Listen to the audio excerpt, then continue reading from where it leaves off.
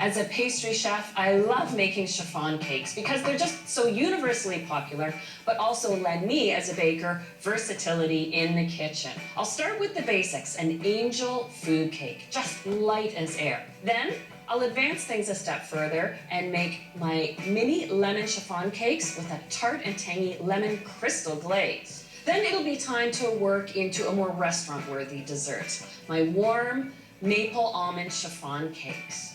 To dress them up a little bit, I'll take those same maple almond chiffon cakes and show you 4 seasonal platings, because really, a chiffon cake is a dessert for all seasons. Now, for the angel food cake, I start with 8 egg whites. My eggs are at room temperature, and that is an important element when it comes to making anything with whipped egg whites, because a room temperature egg white whips to a fuller volume than one right out of the fridge. I want to add a little cream of tartar, half a teaspoon. Cream of tartar is an acid, but in a powder form. It's quite concentrated. It's that acidity that actually allows the egg whites to stretch to a fuller volume. It gives them flexibility. Just a touch of salt, but the salt balances the sweetness. And I'll start by mixing this with the whip attachment. You can use electric beaters, but on a lower speed, just until it's foamy, while I get my half a cup of icing sugar sifted and ready to add.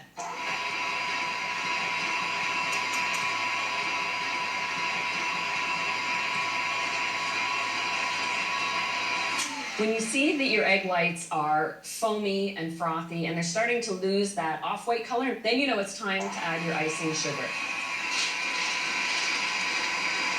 Now, what I'm looking for here is a medium peak, and that is when your egg whites just have a half curl when you lift the beaters. What that does, as a medium peak, it still allows room for those egg whites to expand, and the heat of the oven is going to do that.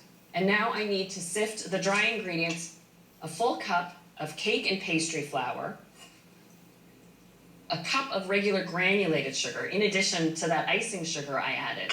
But sugar in a cake lends structure, and it makes the cake rise up really tall.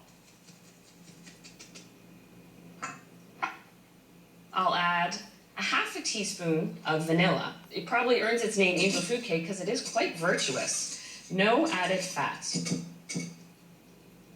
So the second sift I'll do right over the bowl.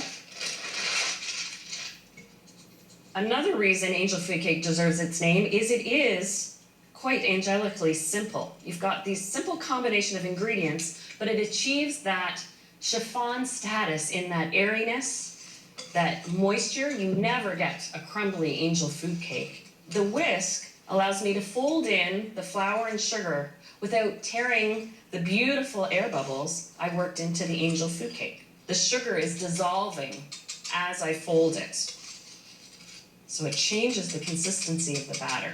Something characteristic of all chiffon cakes is the pan you bake it in. In this case, you use a tube pan. Now, the features to note are the straight sides and bottom. That way the cake can climb and come out easily. You've got the hole in the middle. It allows the cake to bake evenly because the heat from the oven gets right through to the center. But also, some pans are built with little feet on the outside. This one has an elevated tube center, because all chiffon cakes have to cool upside down to stretch those egg whites. So this allows the air to get underneath it.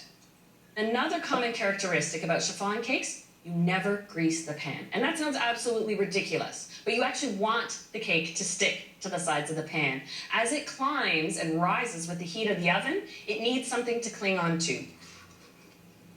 I just spread it around the tube, make it as level as you can right off the top. I've preheated the oven to 325 because that gentle heat slowly coaxes the egg whites up and gives time for the sugar and the flour to set. So it's a nice, fluffy, light, airy cake. And it takes about 30 to 35 minutes.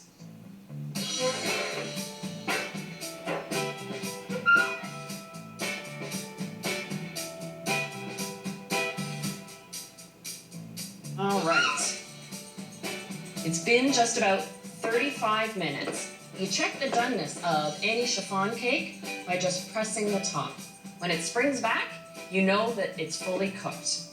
You want to flip that cake upside down. See, this is why we did not grease the pan.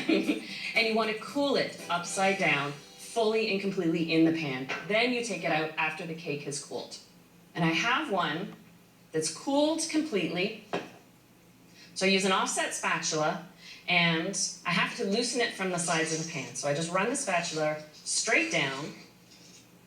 And to loosen it from the inside tube, using a little bamboo skewer, just gives it a little space so that when I tap it out, it comes out easily.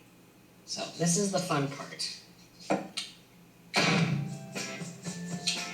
Now that's a beautiful angel food cake. I like to serve it with a little fresh cream and berries.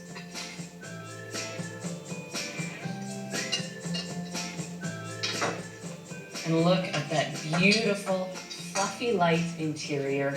So with this simple technique, you really get a handle on the basics behind chiffon cake. So you're ready for the next level, my mini lemon chiffon cakes with a lemon crystal glaze.